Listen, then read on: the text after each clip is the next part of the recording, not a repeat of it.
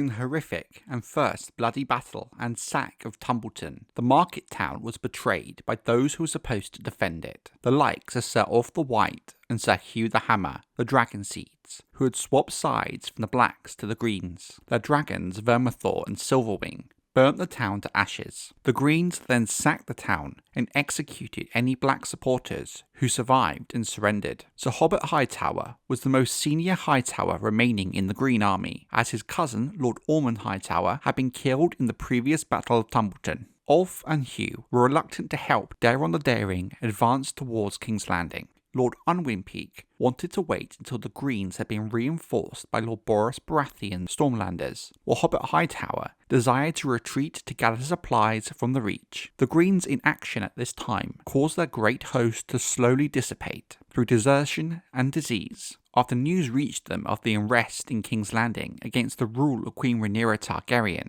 younger nobles such as Sir John Roxton, Sir Roger Crone, and Lord Peake called for advancing on the capital immediately, but Hobart preached caution and the two betrayers remained stubborn. When Hugh then crowned himself king and had his men attack Roger, 13 loyalist lords known as the Caltrops plotted against the two bastard dragon riders. Meanwhile, the base-born dragon rider Addam Velaryon, whom Rhaenyra had condemned after hearing of the two betrayers, was resolved to defend his honour by retaking Tumbleton from Ulf and Hugh. He fled from Rhaenyra in King's Landing atop Sea Smoke and allegedly sought counsel from the Green Men on the Isle of Faces. He then set out to recruit a new army from the Riverlands by visiting every castle, great or small, and scraping together survivors of the previous battles, along with any old men and young boys willing to join him. A brave and charming young man with a gift for words, Addam succeeded in convincing many lords to contribute what little aid they could, perhaps due to a combination of being impressed by his dragon and terrified of what a green victory in the war would mean for them after the horrific sack of Tumbleton.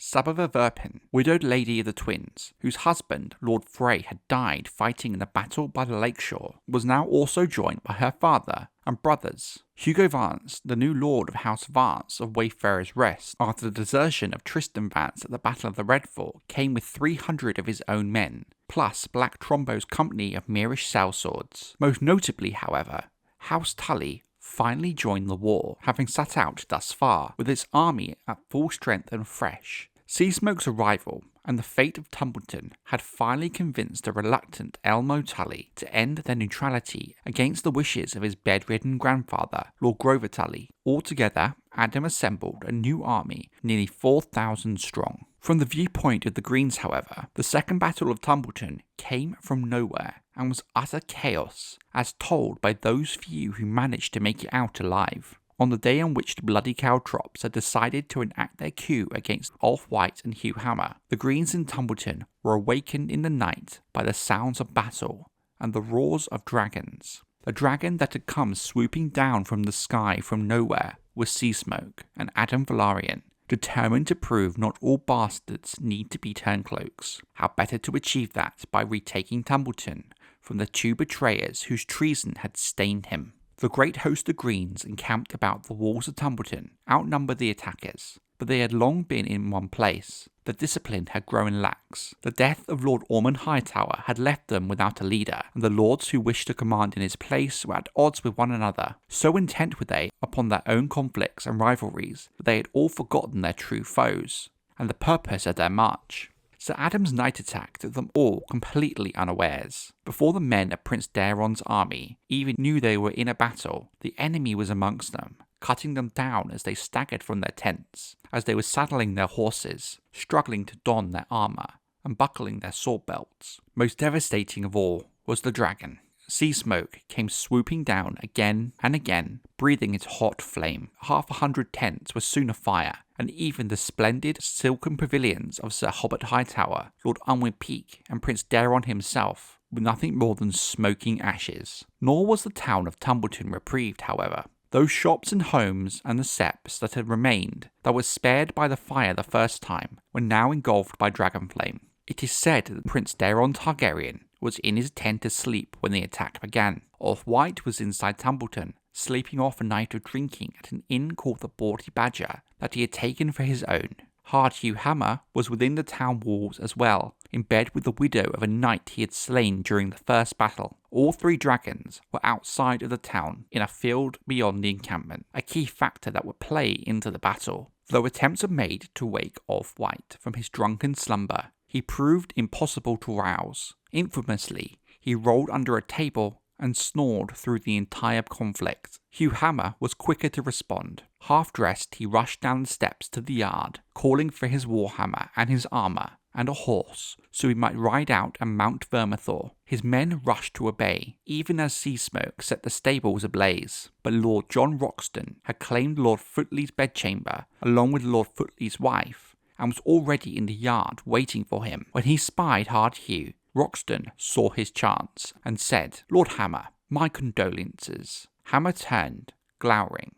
"For what?" he demanded. "You died in the battle, of course," Bold John replied, drawing his blade and thrusting it deep into Hammer's belly, before opening the bastard from groin to throat. A dozen of Hard Hugh's men came running in time to see him die. Bold John Roxton slew 3 before he was 2 slain in turn. It is said he died when his foot slipped on a coil of Hard Hugh's entrails, but perhaps that detail is too perfectly ironic to be true. 3 conflicting accounts exist as to the fate and manner of the death of Prince Daeron Targaryen, known to the history books as Daeron the Daring. The best known claims that the prince stumbled from his pavilion with his night clothes afire, only then to be cut down by the mirror's sellsword Black Trumbo, who smashed his face to a bloody pulp with a single swing of his spiked morning star. This version, of course, is the one preferred by Black Trumbo himself, who told the tale far and wide. The second version is more or less the same, save for the prince was killed with a sword and not a morning star, and his slayer was not Black Trumbo, but an unknown man-at-arms who likely did not even realise who he had just killed. In the third alternative,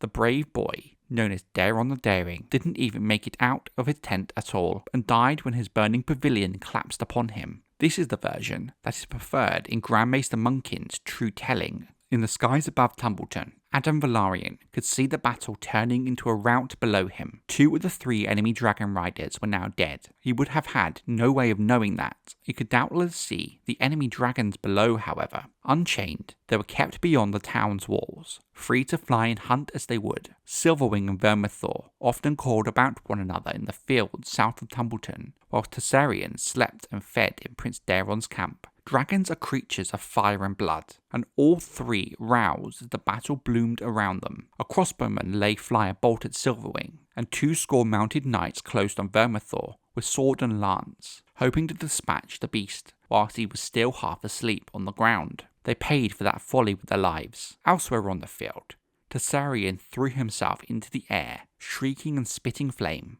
and Addam Velaryon turned sea smoke to meet her. It is said a dragon's scales are largely, though not entirely, impervious to flame. They protect the more vulnerable flesh and the musculature beneath. As a dragon ages, its scales thickens and grows harder, affording even more protection, even as its flames burn hotter and fiercer. When 2 dragons meet in mortal combat, they will often employ weapons other than their flames. Claws black as iron and long as swords, and as sharp as razors. Jaws so powerful they could crush through even a knight's steel plate. Tails that are like whips, whose lashing blows have been known to smash wagons to splinters, breaking the spines of heavy horses and sending men flying 50 feet in the air. The battle between Tessarion and Sea Smoke was different. History calls the struggle between King Aegon II and his half-sister, Rhaenyra, the Dance of the Dragons. But only at Tumbleton did the dragons truly ever dance. Tessarion and Sea Smoke were young dragons, nimbler in the air than their older kin. Time and time again, they rushed one another, only to have the other dragon veer away at the last instance. Soaring like eagles, swooping like hawks, they circled, snapping and roaring, spitting fire, but never closing in. Once Tessarion vanished into a thick bank of clouds, only to reappear a second later, diving on Sea Smoke from behind to scorch his tail with a burst of cobalt flame. Meanwhile, Sea Smoke rolled and banked and looped. One instance, he would be below his foe, then all of a sudden he would twist in the sky and come about around her. Higher and higher the 2 dragons flew, as hundreds watched from the roofs of Tumbleton. It was said afterwards that the flight of Tessarion and Sea Smoke seemed to be more of a mating dance than a battle, and perhaps it was. That dance, however, ended when Vermithor finally rose,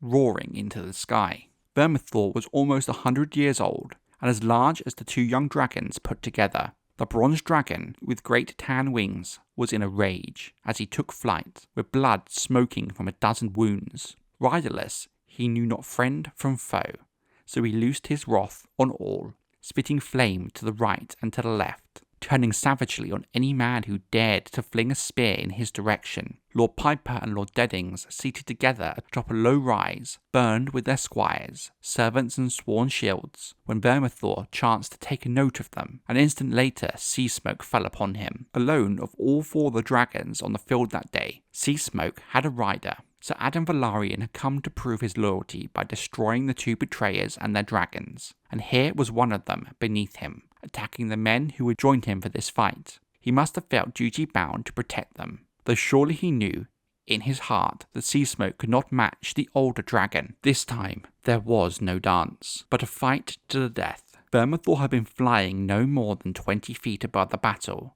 when Sea Smoke slammed into him from above, driving him back, shrieking into the mud. Men and boys ran in terror, or were crushed as the two dragons rolled and tore at one another. Tails snapped, and wings beat at the air, but the beasts were so entangled that neither was able to break free. Benjicott Blackwood watched the struggle from atop his horse, 50 yards away. Vermithor's size and weight were too much for Sea Smoke to contend with. Lord Benjicott Blackwood told Grand Maester Munkin many years later, and he surely would have torn the silver-grey dragon to pieces if Targaryen had not fallen from the sky at that very moment to join the fight. Who could know the heart of a dragon? Was it simple bloodlust that drove Targaryen to attack? Did the dragon come to help one of its combatants? If so, which one? Some will claim that the bond between dragon and rider runs so deep that the beast shared his master's loves and hates. But who was the ally here, and who was the enemy? Does a dragonless rider know a friend from foe? The truth is, we shall never know the answers to those questions. All that history tells us is that the three dragons fought amidst the mud and blood and smoke of the Second Battle of Tumbleton. Sea Smoke was the first to die, when Vermithor locked his teeth into his neck and ripped his head off. Afterwards, Vermithor tried to take flight with his prize still in his jaws, but his tattered and damaged wings could not lift his weight. After a moment he collapsed and died. Targaryen lasted until sunset. 3 times she tried to regain the sky, and 3 times she failed. By late afternoon, she seemed to be in pain, so Lord Blackwood summoned his best archer, a longbowman known as Billy Burley, who took up a position 100 yards away and sent 3 arrows into her eye as she lay helpless on the ground. By dusk, fighting was done, though the Riverlords only lost 100 men, whilst cutting down more than 1,000 of the men from Oldtown and the Reach. The Second Battle of Tumbleton could not be accounted a complete victory for the attackers, as they failed to take the town. Tumbleton's walls were still intact, and once the king's men had fallen back inside and closed their gates, the queen's forces had no way to make a breach, lacking both siege equipment and a living dragon. Even so, they wreaked great slaughter. At moonrise, the Riverlords abandoned the field to the Karen Crows, fading back into the hills. One of them, the boy Benjicott Blackwood, carried with him the broken body of Addam Velaryon, found dead beside his dragon. His bones would rest at Raventree Hall for 8 years, but in the year 138 AC, his brother Alan would have them returned to Driftmark and entombed in Hull, the town of his birth. On his tomb, engraved a single word, loyal, in ornate letters and supported by carvings of a seahorse and a mouse.